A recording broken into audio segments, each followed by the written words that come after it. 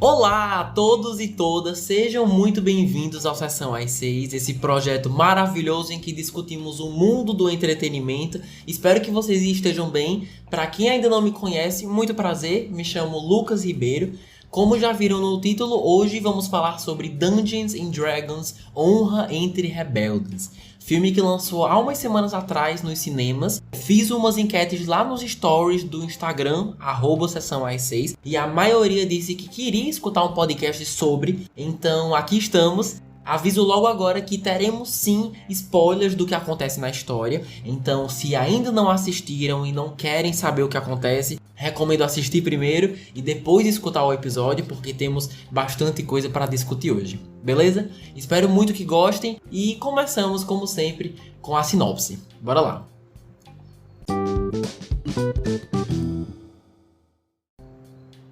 Um ladrão e um grupo de aventureiros mergulham em uma épica jornada para recuperar uma relíquia perdida, mas as coisas se tornam perigosamente obscuras quando acabam cruzando o caminho com as pessoas erradas. É dirigido e coescrito pela dupla John Francis Daley e Jonathan M. Goldstein, que também já trabalharam juntos em filmes como Férias Frustradas e A Noite do Jogo, mas de longe esse é o maior projeto que já fizeram até agora.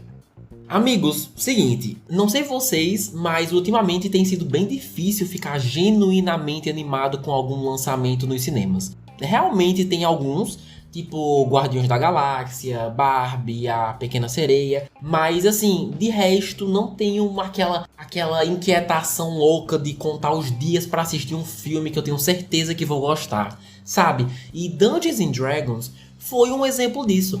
Trailer muito bom, pôsteres lindos, elenco muito bom, mas não fazia muita questão de assistir. Inclusive, nem assisti Mario ainda por causa disso. Mas quando várias críticas positivas foram saindo, falando que era excelente e que devia ser visto nos cinemas, despertou um pouco mais meu interesse. E depois da faculdade, aproveitei a oportunidade e consegui dar uma conferida. E assim, que experiência maravilhosa, muito melhor do que achei que fosse, mesmo tendo diversos pontos altos. O roteiro, como normalmente é o caso, foi a alma que fez esse projeto decolar, e é sobre isso que eu queria falar um pouco agora. Porque ele consegue fazer tanta coisa que chega a ser absurdo como é bem feito. A história aqui foi projetada para balancear perfeitamente diálogos com sequências de ação. Foi projetada também para introduzir um mundo fictício extremamente diferente do nosso para muitas pessoas, introduzir pela primeira vez, ao mesmo tempo que traz para a história muitos personagens e todos com o seu momento de destaque. E ele consegue fazer tudo isso, o que é bem ambicioso, é muito para se querer de um primeiro filme, e ele entrega tudo isso e entrega bem feito. E algo que percebi logo nos primeiros minutos, que com certeza ajudou nisso, é a dinâmica. Os roteiristas de Dungeons & Dragons sabem exatamente quando começar e quando terminar uma cena e já partir para a próxima.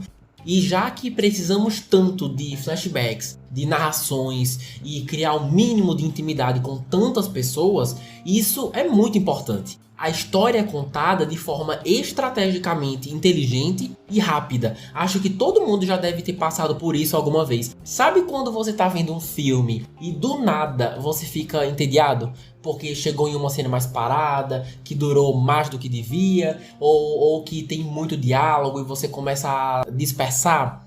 Pronto, aqui isso não acontece. Pelo menos não aconteceu comigo. Dungeons & Dragons sabe que tem muita coisa para te mostrar e como resultado a gente não perde tempo. Não teve uma cena, que foi mais paradona, que poderia ser descartável, que me fez esperar a história melhorar para ter a minha atenção de volta, sabe? Do início ao fim, o filme tinha a minha total atenção, mas não era apressado para fazer isso, entende? A história não foi corrida. É isso que eu tô querendo dizer. O ritmo é perfeito. Usa o tempo que tem da melhor forma possível. Conhecemos o mínimo de cada personagem. Nada foi apressado e como resultado você sai do cinema sentindo que viu bastante coisa, bastante história. Outro ponto positivo que até já falei, que ajuda nessa dinâmica, são as sequências de ação. Desde uma Bárbara usando só um tijolo para se defender de guardas armados, até uma super batalha mística da equipe inteira contra a Feiticeira Vermelha lá no terceiro ato, que aliás foi uma das coisas mais incríveis que eu já vi esse ano até agora. Muito vibes X-Men, os Jovens Titãs, coisa que eu até falei no podcast passado, amei. Então, ter bastante ação com diferentes personagens e ainda por cima que fez sentido para a história poder avançar, foi o segredo para deixar tudo mais divertido. Cara, é um filme pipoca, absurdamente divertido. Tem umas partes que, se você parar pra pensar, percebe que eles não precisavam ter mirado tão longe, sabe? Mas constantemente levavam a criatividade para outro nível. Como, por exemplo, a ideia de colocar um portal naquela pintura, aí depois fazer a pintura entrar na carruagem que iria pro cofre e fazer tudo isso sem chamar a atenção, aquela missão inteira. Foi bem pensado, bem inteligente. Ou então aquela sequência louca da druida, é druida, né? A pronúncia é essa, né? Fugindo do castelo depois de descobrir o tipo de magia que protege o cofre. Aquela sequência inteira, mano, acompanhar pela perspectiva de cada animal que ela se transformava. Aquilo foi bom demais. Nada disso precisava ir tão além. Os diretores não precisavam ir tão além e ainda assim foram. Eles tinham tudo para se complicarem tentando fazer isso, mas o jeito como foi executado deu para acompanhar, foi diferente, não foi apressado, então dá espaço para a criatividade rolar solta, ao mesmo tempo que fez sentido dentro da lógica do filme, definitivamente conta como mais um ponto positivo. E só pra fechar essa parte, genial quem teve a ideia de colocar o pessoal da Caverna do Dragão naquela arena, junto com os protagonistas. Foi uma referência absurda que deve ter deixado muita gente feliz, inclusive eu. Apesar de que quanto mais eu olhava pros atores escolhidos, mais eu via como eles não tinham nada a ver com os personagens. Mas fica aqui também a minha indignação, porque a Paramount divulgou tanto esse filme, que eles mesmos revelaram que esse grupo iria estar no filme, que eles iam fazer uma participação especial. Eu nem tava procurando a informação, mano. E do nada aparece na capa de um vídeo deles do YouTube, que eu nem cheguei a assistir, mas só pelo título e pela capa, a pessoa já descobre na hora. Aí quando você vai ver no cinema, não tem aquele mesmo impacto, sabe? Aí não tem como defender. Se eu tivesse descoberto na hora, teria sido incrível. Mas enfim... então o roteiro é perfeito. Olha, se eu tivesse mesmo que dizer algo que poderia ser melhor na história, nem digo negativo, porque não é pra tanto, é que falando como alguém que nunca jogou D&D e só sabe o que aparece em Stranger Things, algumas vezes me sentia meio deslocado das conversas dos personagens pelo fato de sempre falarem de alguma batalha, de algum povo, usarem termos para se referir a tribos, ou então lugares, com assim, termos mitológicos que eu nunca tinha ouvido na minha vida. Alguns davam para entender e vida que segue, mas tinham umas falas inteiras que passavam por mim e não surgiam efeito nenhum por não saber exatamente o que significava, sabe? Mas pra quem já conhecia o jogo, a mitologia, deve ter sido incrível, eu tenho certeza. Mas, ou seja, eram nesses momentos que eu sentia que o filme parecia ter sido projetado para beneficiar e recompensar mais esses fãs do que tentar incluir pessoas como eu que querem entender, estão dispostas, mas acabam não tendo acesso suficiente a essa mitologia, para que os dois grupos sejam incluídos igualmente, sabe? E assim, só para deixar claro, tudo bem os fãs serem recompensados, eu até acho inteligentíssimo isso. O problema não é esse, é só que às vezes algumas conversas não pareciam se importar se todos os tipos de público estavam conseguindo acompanhar legal. Então, se tivesse que dar queixa de algo, seria isso. Mas assim, nada que quebrou a experiência pra mim e também nada que umas falas mais expositivas não resolvessem esse problema. Então é uma questãozinha bem pequena. E sem contar que consegui ver o filme uma segunda vez e reassistir realmente ajudou bastante nisso também. Então tem isso. Agora, seguindo com o elenco, mesmo vários conseguindo ter seus momentos e se destacarem, o grupinho principal merece toda a nossa atenção. Então, assim, Chris Pine tá ok como Eldin, o bardo, tem carisma, ele tá muito bom, é o Chris Pine, né, muito talentoso, mas queria destacar os outros membros do grupo, começando pela Michelle Rodrigues, que faz a Olga, né, a Bárbara. De todos os filmes dela que eu já assisti, esse é de longe o que mais teve destaque, o que mais teve o que fazer, e que destaque merecido. Sua presença faz uma diferença, principalmente nas cenas de ação, o que não é pouca coisa. Claro que também que isso acaba sendo também mérito da coreografia, né? Mas ela tem uma energia e uma disposição que de fato te convence que sua personagem consegue dar conta do recado na hora do quebra-pau, sabe? Independente do adversário. E me deixa bem feliz ver essa atriz ganhar mais destaque. Já passou da hora, as pessoas esquecem a quantidade de franquias que essa mulher já participou. Ela tava em Avatar, mano, o primeiro Avatar, sabe? O filme mais lucrativo da história do cinema até agora. Pronto, ela tava lá. Em poucas cenas, né? Mas ainda assim. Sei que também tá em Velozes e Furiosos até hoje, mas faz anos que não assisto, então nem tenho como comentar sobre. Mas de todos, é aqui que vemos sua melhor performance, como resultado de um tempo de tela bem merecido. Uma lutadora super forte e mal-humorada, com um coração mole e que até se torna uma figura materna para quem não chegou a conhecer a mãe biológica. Então assim, nota 10, ótima adição pro grupo. Também temos Sofia Lillis como a druida Doric, né? Cara, já tinha gostado dela em It, a Coisa, mas foi na série I Am Not Okay With This, cancelada injustamente pela Netflix, não supero até hoje. Inclusive foi um dos primeiros podcasts que eu já fiz. Nossa, juro que eu não supero até hoje o cancelamento dessa série, mas enfim. Foi nela que me fez admirar bem mais o seu trabalho e não subestimar o carisma que ela traz sempre que aparece. E como isso afeta a história. Aqui não é diferente. Não fazem piadas às suas custas. Ela não é a mulher chata do grupo, aquela mal-humorada que sempre tá com raiva de alguma coisa. Ou então também não é a mãe, né, que sempre fica tomando conta dos homens, né, do grupo. Mas ao invés disso, é uma peça essencial para que a equipe consiga avançar na história e ainda é valiosíssima também nas cenas de luta. As mulheres são muito bem representadas aqui. Você realmente percebe que os diretores tiraram muito proveito do fato dela conseguir se transformar em qualquer animal e é muito satisfatório ver isso. No caso, ver os personagens usando e reconhecendo o potencial que tem para mudarem as suas chances contra o adversário, né?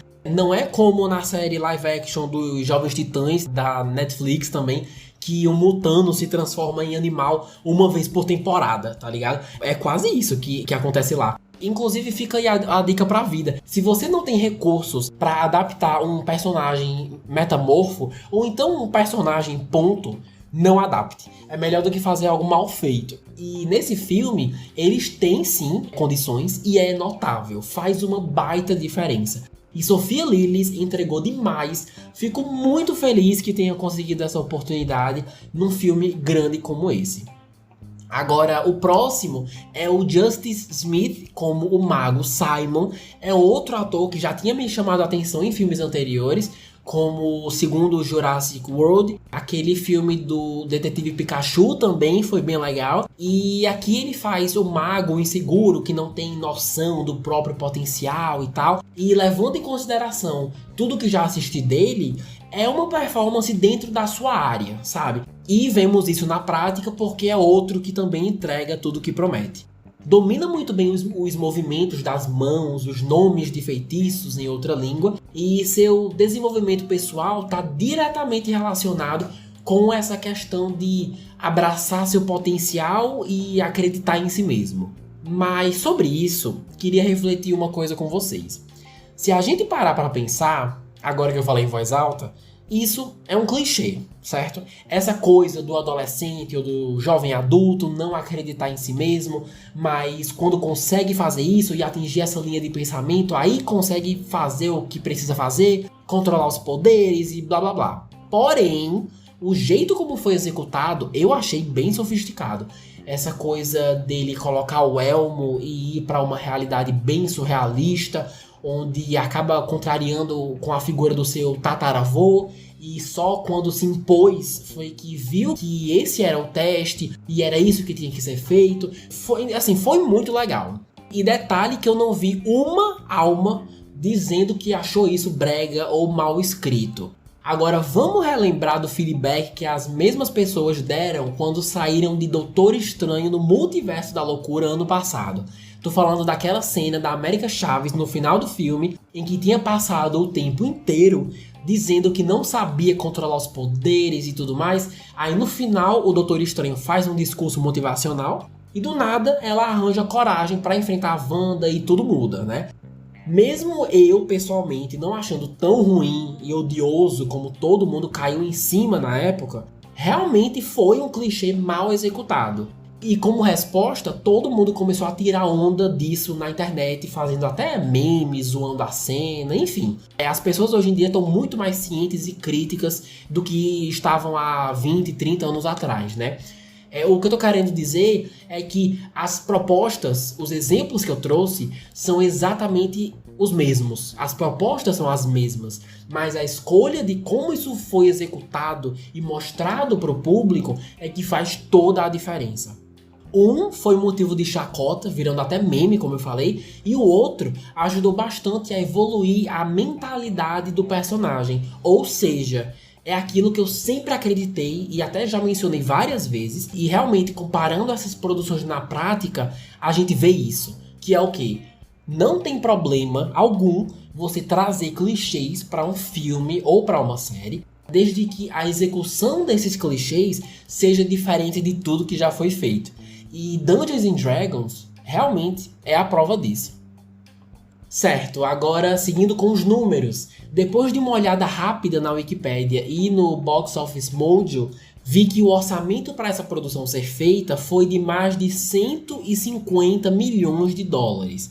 E assim, levando em consideração que os efeitos especiais, ou CGI, é incrível, a fotografia, a direção de arte, mano, todas as locações, sets de filmagem, tô falando de castelos, becos, florestas e até os figurinos e maquiagens, você vê claramente aonde essa grana toda foi parar, né? A Paramount investiu uma grana pesada aí para dar vida a esse mundo e o resultado disso, tecnicamente falando, é fantástico, super imersivo. Mas infelizmente, me dói dizer isso, a bilheteria até agora, mesmo estando um mês em cartaz, não tem sido tão boa quanto poderia. Até o momento o filme arrecadou mais de 195 milhões de dólares. E assim, mesmo que pareça ser o bastante, é só um pedaço desse valor que volta para a Paramount. Então assim, eu espero bastante que não termine no prejuízo, porque assim, não só é uma possibilidade, como também tem chances de não haver uma continuação. Que inclusive o filme claramente deu um gancho para que houvesse. Fico aqui na torcida para que dê tudo certo e no aguardo, né, de que algum anúncio seja feito de que teremos mais dessa equipe maravilhosa. Vale lembrar também que tem uma cena no meio dos créditos, né, acho que nem chega a ser pós-créditos, é só uma piada, mas fica aí a dica. E até o momento ainda está em cartaz. Nos Estados Unidos já está disponível para comprar ou alugar nas mídias digitais, daqui a algumas semanas deve ser o nosso caso também, mas sem uma previsão exata de quando vai para algum serviço de streaming. Olha, no final das contas tive uma experiência extremamente positiva com Dungeons and Dragons Honra Entre Rebeldes. Não esperava muita coisa, mas depois de conferir 2 vezes, acredito de verdade que esse filme, assim, saiu na melhor hora possível.